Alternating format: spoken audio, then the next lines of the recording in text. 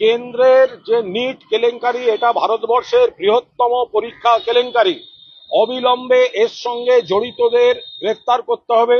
যে সংস্থা এই পরীক্ষা পরিচালনা করে তাদের প্রত্যেককে গ্রেফতার করতে হবে। যে মন্ত্রকের দায়িত্বে এই পরীক্ষা হয় সেই মন্ত্রীকে গ্রেফতার করতে হবে এবং তার আত্মীয় স্বজনের বাড়ির খাটের তলা খুঁজে দেখতে হবে কি পাওয়া যায়, এবং প্রধানমন্ত্রীকে দায় দায়িত্ব নিতে হবে। কেন্দ্রের যে নিট কেলেঙ্কারি, এটা ভারতবর্ষের বৃহত্তম পরীক্ষা কেলেঙ্কারি। অবিলম্বে এর সঙ্গে জড়িতদের গ্রেফতার করতে হবে। যে সংস্থা এই পরীক্ষা পরিচালনা করে তাদের প্রত্যেককে গ্রেফতার করতে হবে। যে মন্ত্রকের দায়িত্বে এই পরীক্ষা হয় সেই মন্ত্রীকে গ্রেফতার করতে হবে এবং তার আত্মীয় স্বজনের বাড়ির খাটের তলা খুঁজে দেখতে হবে কি পাওয়া যায়, এবং প্রধানমন্ত্রীকে দায় দায়িত্ব নিতে হবে।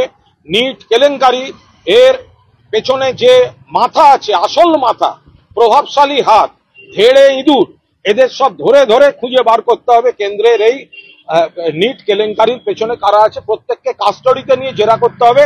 হাজার হাজার কোটি টাকার কেলেঙ্কারি হয়েছে।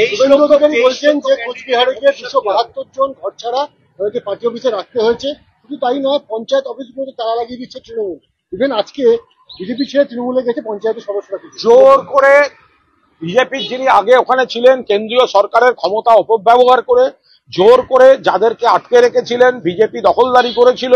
এই লোকসভা নির্বাচনে কোচবিহারে বিজেপি পরাজিত হওয়ার পর সেখানে স্বাধীনতার আনন্দ চলছে, মুক্তির আনন্দ চলছে। তারা স্বতঃস্ফূর্তভাবে অনেকে তৃণমূল কংগ্রেসে যোগ দিচ্ছেন। এই দেখে শুভেন্দুদের ভিত নেড়ে গেছে। শুভেন্দু কোচবিহারে গেছেন, তিনি কোচবিহারে গেছেন কলকাতার তাদের দলের মিটিংটা অ্যাভয়েড করতে, কারণ ওই মিটিংয়ে ক্ষোভে ফুটছে আদি বিজেপি, যে অমুক দলের জন্য লোকসভায় ডুবেছে বিজেপি, অমুকের জন্য অমুকরা হাইজ্যাক করে নিচ্ছিল, তারাই তো ভোট পরিচালনা করেছে, তারাই তো নানা রকম কথা বলেছে। এই মিটিংটাকে অ্যাভয়েড করার জন্য, মিটিংটা থেকে পালিয়ে যাওয়ার জন্য, পুরনো কর্মীদের ফেস করতে হবে না সেই আতঙ্কে কোচবিহারে নাটক করতে গেছে। দুর্গাপুরের চেয়ারম্যান তাপস বন্দ্যোপাধ্যায়কে তার পদ থেকে সরিয়ে দেওয়া হলো। আবার জলপাইগুড়িতেও দেখা গেল সৌরভ চক্রবর্তীকে তার পদ থেকে সরিয়ে দেওয়া হলো। এটা কি নির্বাচনে খারাপ ফলের জন্য এই ব্যবস্থা? এটা সম্পূর্ণভাবে সাংগঠনিক, কিছু ক্ষেত্রে প্রশাসনিক সিদ্ধান্ত। এ ব্যাপারে কোনো অবস্থাতেই বাইরে কোনো মন্তব্য করব না। বিভিন্ন জায়গায় দেখা যাচ্ছে যে বিরোধী যারা রাজনৈতিক দলের কর্মী তাদেরকে মারধর করে অভিযোগ হচ্ছে তৃণমূলের বিরুদ্ধে। হাড়োয়াতে বিজেপি কর্মীকে মোটরবাইক থেকে নামিয়ে মারধর করে নদীতে ফেলে দেওয়ার চেষ্টা। অর্জুন সিংয়ের নৈহাটিতে সেখানে গেছে। বিজেপিকে তৃণমূলের কেউ মারছে না। মমতা বন্দ্যোপাধ্যায়, অভিষেক বন্দ্যোপাধ্যায় স্পষ্ট বার্তা দিয়েছেন, এত সাফল্যের পর আরো উদার হতে হবে। বিজেপি কিছু কিছু জায়গায় প্ররোচনা দিয়ে পায়ে পা দিয়ে ঝগড়া করার চেষ্টা করছে। তার চেয়ে বড় কথা, অধিকাংশ জায়গায় আদি বিজেপি বনাম তৎকাল বিজেপি, আপনারা দেখতে পাচ্ছেন তো, বড় নেতাদের মধ্যেই প্রকাশ্যে বিবৃতি নিয়ে লড়াই চলছে, সেটাই নিচে পার্কুলেট করছে। এবং তাদের যেখানে যেখানে দু চারটে লোক আছে, আদি বিজেপি বনাম তৎকাল বিজেপি মারামারি চলছে, অকারণে তৃণমূলকে পাপের ভাগিদারি করতে চাইছে। পুরোটাই ওদের ভেতরের গোষ্ঠীবাজি।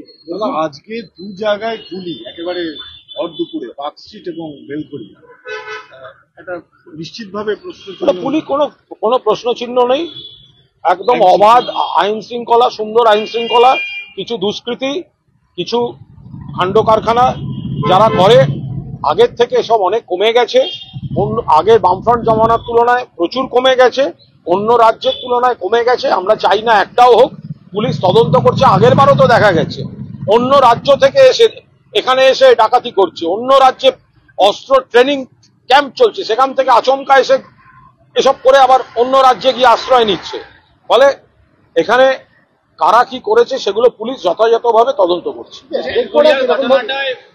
না দেওয়ার অভিযোগে ব্যবসায়ী এবং যারা ব্যবসায়ী তারাও এখানকার, যারা গুলি চালিয়েছে তারাও এখানকার, যদিও পুলিশ চিহ্নিত করতে পারছে।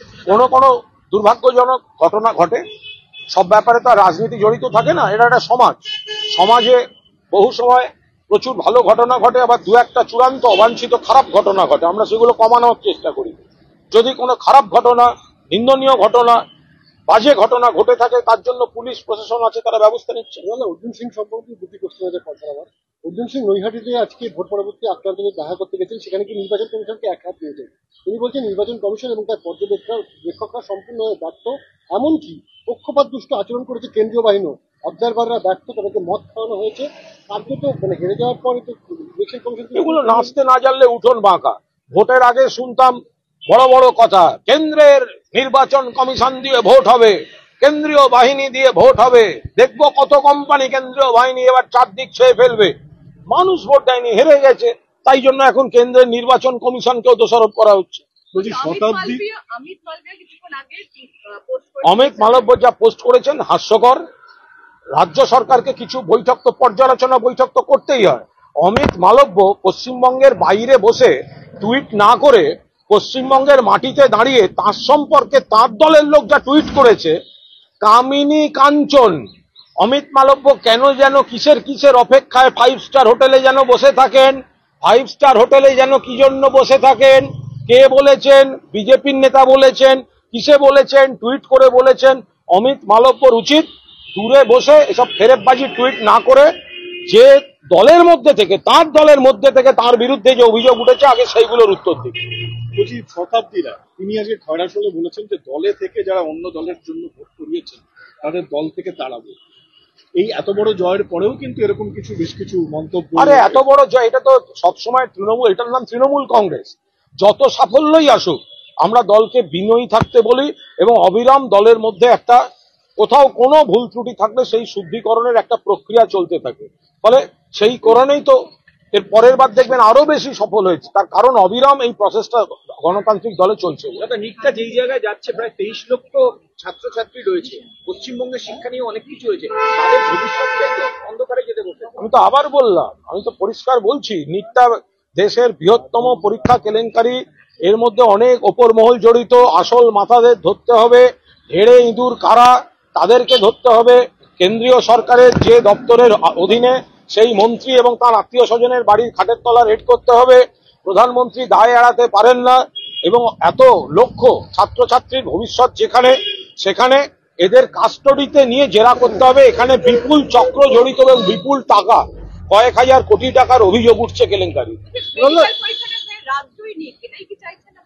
ওইভাবে কোনো নির্দিষ্ট কিছু না, যেটা রাজ্যের হাতে থাকলে তো ভালোই হয়, কিন্তু যেটা করেছেন এখন সেইটার আগে তদন্ত হোক, দোষীরা আগে প্রত্যেককে কাস্টডিতে নিয়ে জেরা করে আসল মাথাদের খুঁজে বার করতে হবে।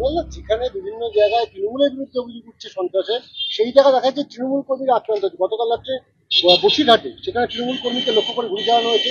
আমডাঙ্গাতে তৃণমূল নেতার বাড়ি লক্ষ্য করে বোমা পড়েছে। হতাশা থেকে করেছে যারা হেরে গেছে। তৃণমূল জিতেছে, তৃণমূল কেন গন্ডগোলে যেতে যাবে?